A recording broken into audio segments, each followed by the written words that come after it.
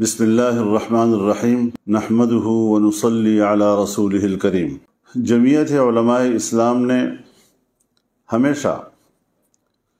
فلسطین اور فلسطینیوں کے موقف کو صحیح سمجھا ہے اور تسلسل کے ساتھ فلسطینیوں کے موقف کے ساتھ شانہ بشانہ کھڑی رہی ہے۔ آج بھی ہم اس بات کا اعادہ کرنا چاہتے ہیں کہ ہم فلسطینی بھائیوں کے ساتھ ہیں، ان کے شانہ بشانہ ہیں، اور ایک روز قبل فلسطینی مجاہدین نے اسرائیل پر جو حملہ کیا ہے، یہ حملہ بہت تاریخی کامیابی ہے۔ میں اس کو ایک تاریخی معرکہ سے تعبیر کرتا ہوں۔ جن علاقوں پر انہوں نے قبضہ کیا ہے یہ ان کے اپنے علاقے ہیں اور اپنے علاقے انہوں نے واپس لیے ہیں۔ اس حوالے سے میں فلسطین کے عوام کو اور فلسطین کے مجاہدین کو مبارکباد پیش کرتا ہوں۔ دنیا نے یہ سمجھ رکھا تھا کہ فلسطین اور فلسطین کا مسئلہ اور فلسطینیوں کا موقف وہ ابدی نیند سو چکا ہے۔ اب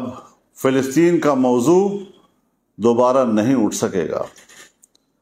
اور ناعاقبت اندیشوں نے دنیا میں یہ بات پھیلائی، اور ہمارے ہاں ایک طبقہ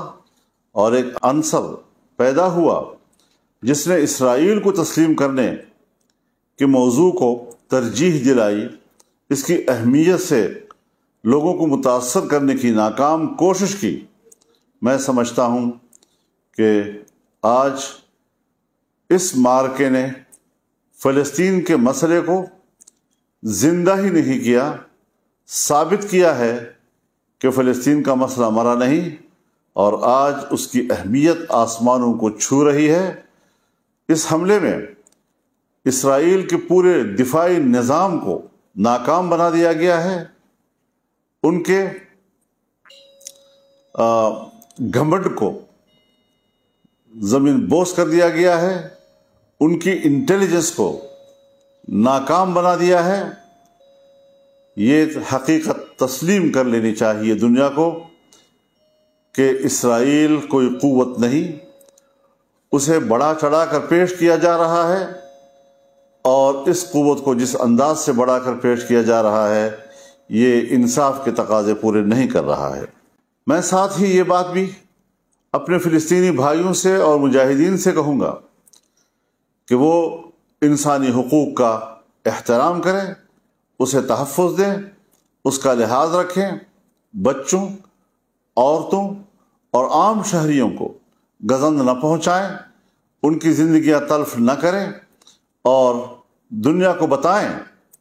کہ اسرائیل اور صہیونی جنہوں نے فلسطینیوں کی نسل کشی کی، ان کے بچوں کو قتل کیا،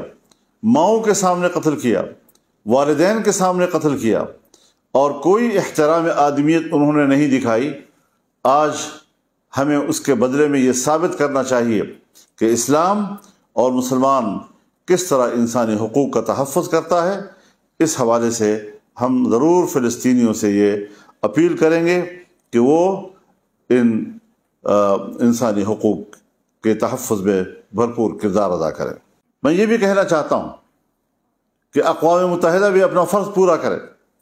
1967 کی قراردادوں پر عمل درآمد کرائے، بیت المقدس کو مسلمانوں کے حوالے کرے، اور اس کو فلسطین کا دارالخلافہ تسلیم کرے۔ ہم اس حوالے سے جو بھی اپنا موقف رکھتے ہیں، اس حوالے سے ہم ایک OIC کا بھرپور اور فوری اجلاس بلانے کا مطالبہ کرتے ہیں۔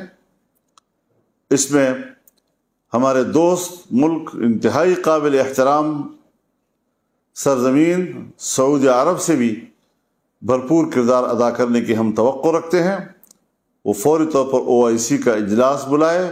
پاکستان کی گورنمنٹ وہ فوری طور پر اس حوالے سے کردار ادا کرے تاکہ اسلامی دنیا بیٹھ کر ان نئے معروضی صورتحال کو سامنے رکھتے ہوئے ایک نئے زاویہ نظر کے ساتھ اپنے موقف کا تعین کرے اور مشرق وسطی میں امن کے قیام کو یقینی بنانے کے لیے منصوبہ بندی کرے۔ یہ بات ثابت ہو چکی ہے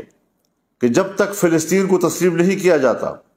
فلسطینیوں کو اس کی سرزمین نہیں دی جاتی، کبھی بھی مشرق وسطی میں امن نہیں آ سکتا۔ اس حقیقت کو تسلیم کر لینا چاہیے اور اسی بنیاد پر ہم یہ سمجھتے ہیں کہ ہمیں اپنے رویوں پہ نظر رکھنی چاہیے، عرب دنیا کو بھی، پوری اسلامی دنیا کو بھی۔ اور میں یہ بھی اعلان کرتا ہوں کہ اگلے جمعے انشاءاللہ العزیز پورے ملک میں فلسطینیوں کے ساتھ یکجہتی کا دن منایا جائے گا اور تمام ملک کے ضلعی ہیڈ کوارٹرز میں مظاہرے کیے جائیں گے ان کے حق میں اور ان کی تائید میں۔ ضلعی ہیڈ کوارٹرز سے اگر کوئی تحصیل اتنی دور ہو کہ وہاں ان کے لیے پہنچنے میں دقت ہو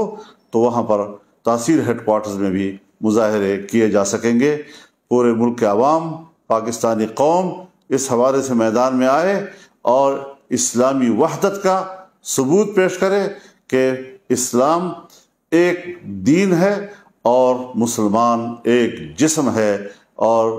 جسم کے کسی حصے میں بھی اگر کوئی تکلیف ہے تو اس کا احساس پوری دنیا کا مسلمان کر رہا ہے۔ پاکستانی قوم اس حوالے سے انشاءاللہ اپنا کردار ادا کرے گی، اپنی رائے دے گی، یکجہتی کا مظاہرہ کرے گی، اور جمعے کے روز جمعے کی نماز کے بعد پورے ملک میں انشاءاللہ العزیز اس حوالے سے یکجہتی کا دن منایا جائے گا، بھرپور مظاہرے کیے جائیں گے۔ میں اس حوالے سے پوری قوم سے اپیل کرتا ہوں کہ یکجہتی کی اس دن کو بھرپور طور پر کامیاب بنائے۔ بہت بہت شکریہ۔ وآخر دعوانا ان الحمدللہ رب العالمین۔